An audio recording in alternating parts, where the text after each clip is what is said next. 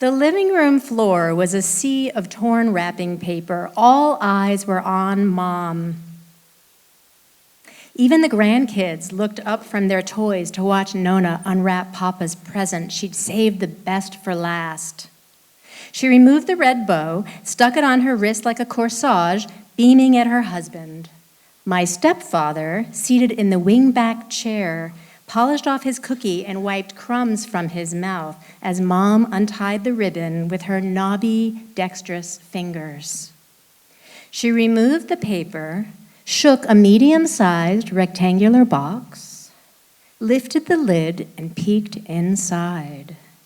Her smile vanished. "Do you like it?" Ralph asked, leaning forward. Mom hesitated, shook her head, and said, "No." She blinked and with slumped shoulders gazed vacantly down at her gift. Ralph stumbled, kicking a piece of reindeer wrapping paper off his leather slipper before storming out of the room. Silence.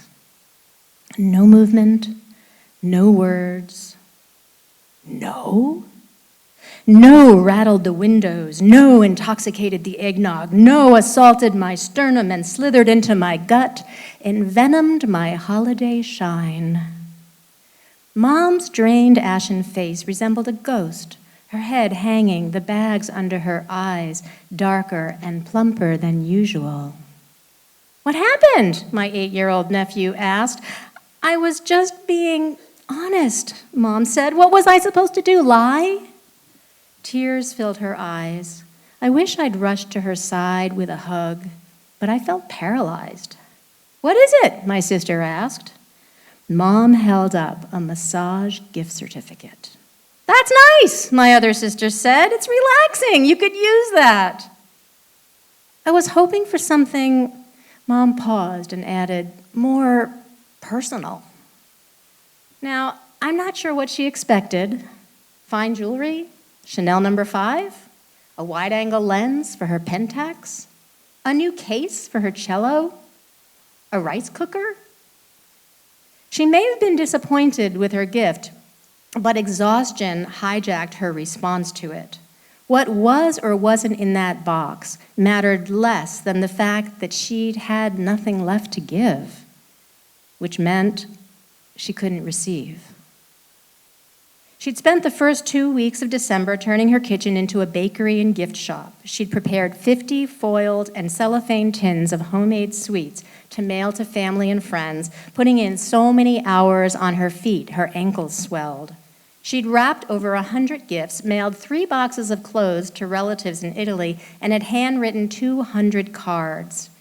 And although she purchased gifts throughout the year, which she stashed in the back of her walk-in closet and used mail order catalogs like Land's End, she still made countless trips to Mays and other discount department stores.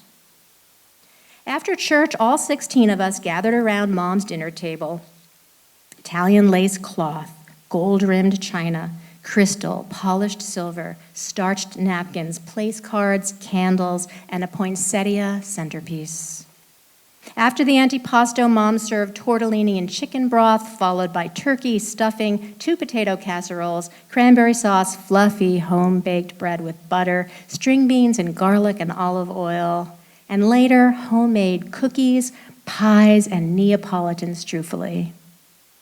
Sated, we retired to the living room. The morning's mess cleared. Sadness lingered underneath my skin. I don't know about the others, full of smiles and chatter, but I felt bruised and cautious. You never know where the landmines are hidden in a large blended family, perhaps in any family. Mom played Christmas carols on the piano. Some of us sang, others unbuttoned a waistband and complained of being full. The next day, Mom ended up, as she often did after Christmas, in bed with lower back spasms.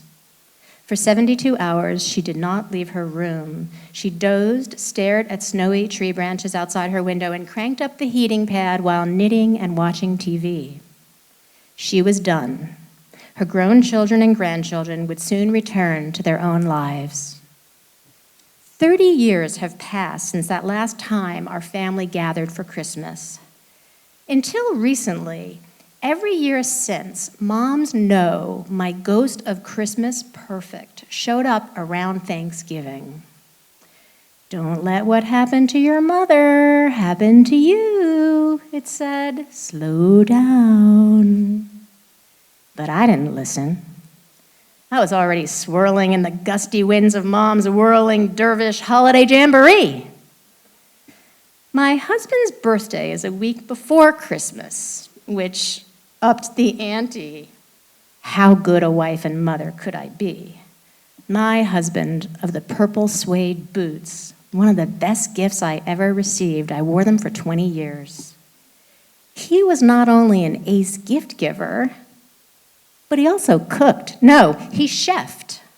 So when it came to gift giving, my presents had to measure up.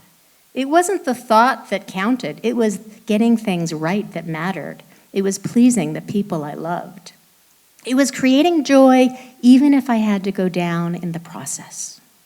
The holiday season hooked me into my long-held misbelief that if I wasn't perfect, I'd ruin it all. Over-shopping was a distressing distraction. I baked financial angst into cookies, cranberry bread, and pecan pie. I applied tinsel one strand at a time, the way my mother taught me, because nobody likes clumped tinsel, right? Every December and half of January, I stopped teaching and coaching and abandoned my creative writing projects. Instead, I wrote 150 personal notes, not to mention thank yous. I demolished hours at the mall and transformed my laundry room into Santa's workshop, filled with wrapping paper, ribbons, bows, buttons, sequins, pine cones, dried flowers, and of course, my trusty glue gun, approaching each package as a work of art. I bought wholesale flowers and created arrangements for every room in the house. It was my nod to Mom's motto, a little bit of Christmas in every room. In 2012, the year of Mom's heart attack, I was given a get out of Christmas jail free card. It was the holiest of seasons. I surrendered all holiday tasks to sit by her hospital bedside. She'd had open heart surgery and smelled like carved meat. As I held her craftwork hand and witnessed infinity in her eyes, she told me Christmas was her favorite time of year, which shocked me because I always thought I had to do Christmas.